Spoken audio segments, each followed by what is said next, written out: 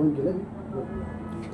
हिंदू हृदय सम्राट शिवसेना प्रमुख बाळासाहेब ठाकरे यांच्या विचारांप्रमाणे देशात महाराष्ट्र आणि जगात भारत एक नंबरचा झाला पाहिजे असे स्वप्न बघा.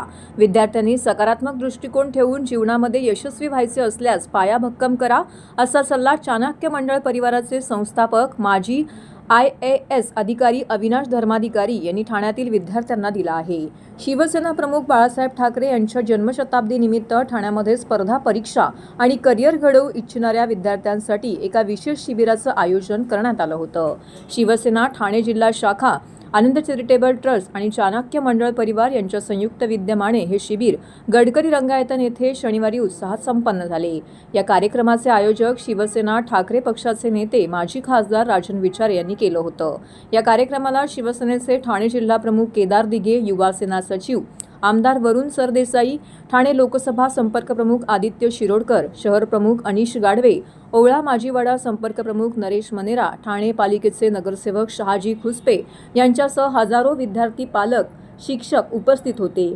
या शिबिरामध्ये मुख्य मार्गदर्शक म्हणून चाणक्य मंडळ परिवार संस्थापक माजी IAS अधिकारी अविनाश धर्माधिकारी आणि विश्वस्त ॲडव्होकेट सिद्धार्थ धर्माधिकारी यांनी उपस्थित विद्यार्थ्यांना मार्गदर्शन केलं. या शिबिरासाठी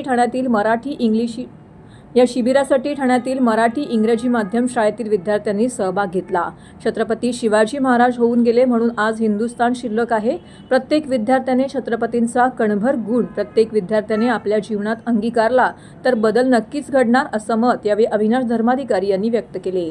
उत्तम आणि प्रतिभावंत होण्याची क्षमता प्रत्येकाकडे आहे, ती ओळखा, असा मोलाचा सल्ला धर्माधिकारी यांनी विद्यार्थ्यांना दिला आहे. धर्मवीर आनंद दिघे यांनी ठाणे शहरातील तरुण IAS आणि IPS होण्याकरिता पालिकेच्या माध्यमातून चिंतामणराव देशमुख प्रशासकीय प्रशिक्षण संस्था सुरू करून दिली. तोच वारसा पुढे चालू ठेवण्यासाठी करिअर मार्गदर्शन शिबिर आयोजित करण्यात येत असल्याचे शिवसेनेचे नेते राजन विचारे यांनी यावेळी सांगितले. नक्कीच ठाण्याचं भविष्य म्हणून पुढे येईल अशा मी आपल्या सगळ्यांना खूप खूप शुभेच्छा देतो.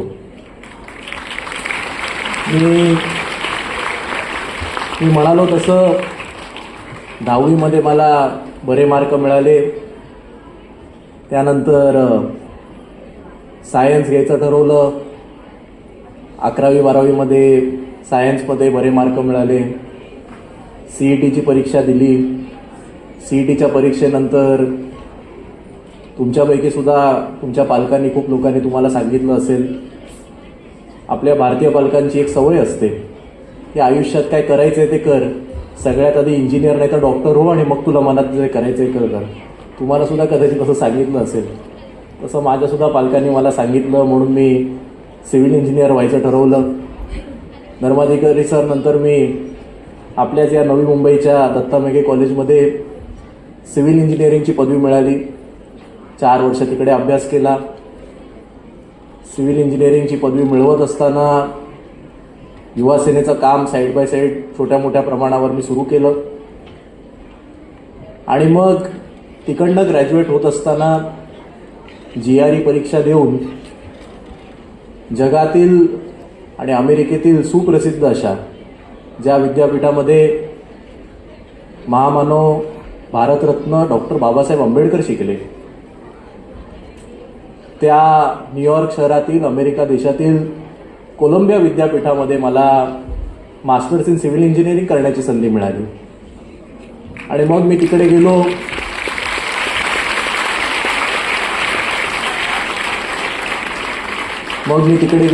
तिकडे जाऊन शिकलो.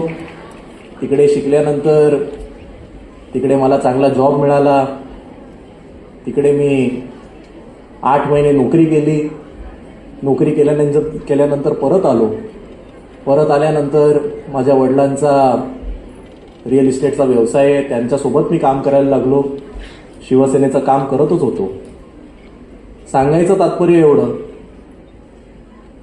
तुमच्यासारखा जेव्हा मी समोर बसलेलो तेव्हा माझ्यासुद्धा मनामध्ये काही वेगळी माझ्या आयुष्याकरता, माझ्या करिअरकरता वेगळं प्लॅनिंग होतं. 12वी नंतर 10वी नंतर सायन्स नंतर इंजिनिअरिंग नंतर कोलंबिया नंतर न्यूयॉर्कमध्ये नोकरी. आणि एवढं सगळं केल्याच्या नंतर आज मी तुमच्यासमोर जो उभा आहे तो काही इंजिनियर म्हणून नाही तर शिवसेनेचा एक आमदार म्हणून उभा आहे.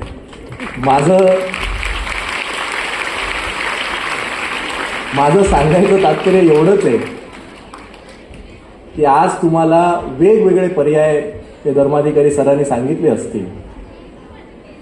तुमच्या मनामध्ये जर कॉन्फिडन्स असेल, तुमच्या मनामध्ये तुम्ही जे काही ध्येय तुमच्या डोळ्यासमोर ठेवलं आहे ते पूर्ण करायची इच्छा असेल तर छोट्या मोठ्या कुठे यश मिळतं कुठे अपयश मिळतं यांनी कधी कृपया कधी कोणी विचलित होऊ नये.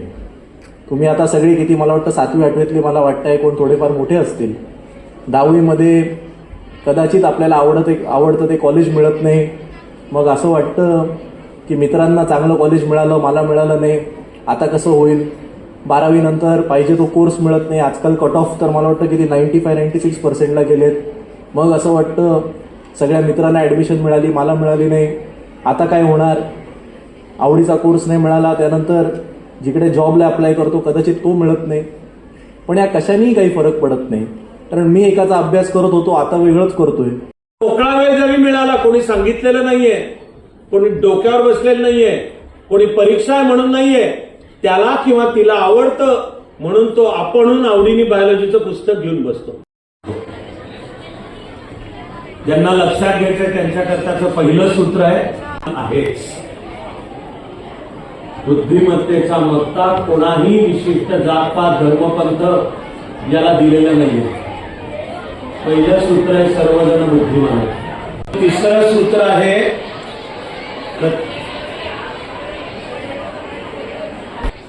त्याला म्हणतात स्वची ओळख.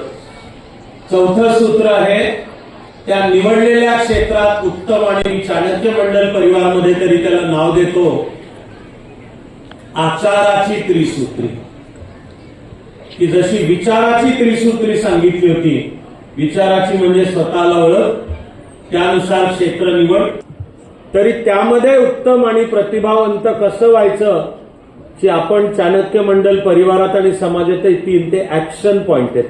ऍक्शन म्हणून हे तुझ्याच आत आहे, ते कसं करायचं. पहिलं सगळ्यांना कॉमन सूत्र आहे दैनंदिन जीवनात नियमित योग, सूर्यनमस्कार, आसनं, प्राणायामाचे पहिले 3 प्रकार सर्वांनी केलेले चालतात आणि त्या प्रक्रियेच्या अखेरीस ध्यान. माझं तर म्हणणं अख्खी शिक्षण पद्धती योगावर उभी पाहिजे.